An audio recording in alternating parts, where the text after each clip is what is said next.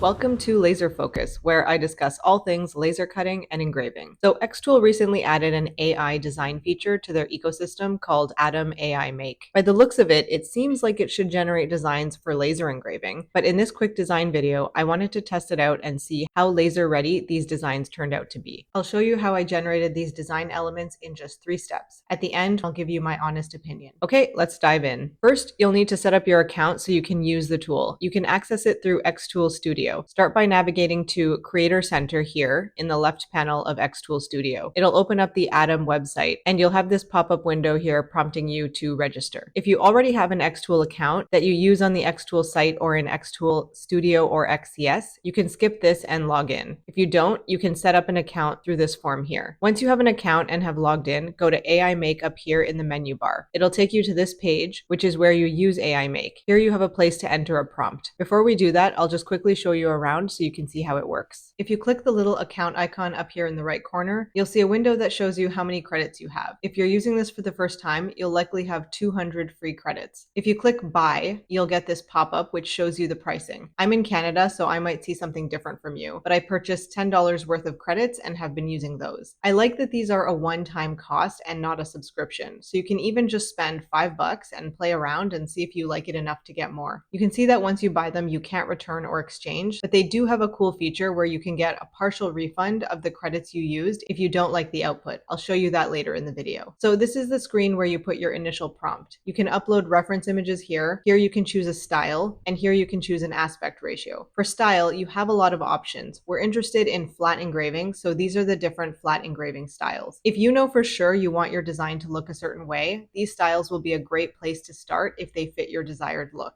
I know I want something with a reindeer, so I've prepared a prompt that I think will be a good starting point. Okay, it's time to test this thing out. I've played around with some other image generation tools and used a prompt I developed earlier. I'll share this in the description in case you want to create something similar. So I'm just entering that here. You can also use the prompt as a base and substitute a different object or animal in for the parts referencing a reindeer or its details. Now, I looked through these different styles and decided not to use any because I don't want to limit the tool to just one style. I wanted to see what it could do with the prompt. I used a 1-to-1 ratio, no reference images, and then hit this arrow to submit the prompt. So here's what happens. It opens this window, and right now it's working on the request. Now on the left side, it opens this box where I can chat in a conversation with the AI. Here's the prompt I just put in. And down here, it tells me how many credits I have. You can see that I'm starting with 516 credits. Every image costs 6 credits. On the right side is the canvas where it's going to generate the images. What I really like about this is that there's this dislike button here. So how it works is that if at the end of this conversation that I'm having with the AI, I don't feel like I got what I wanted, I can click this button and get credited 4 of the 6 credits for every single image I generated in this chat. I haven't seen an AI image tool give you credit back when you don't like its stuff, so I thought this was pretty great. So here we have our first design. I actually really like this one, so I set it aside as an option and I wanted to see what else I could generate. You'll notice that this is actually the one I ended up using because it's got the perfect amount of detail for the project. I don't really like the stars or the snowflakes here, but the base design is good.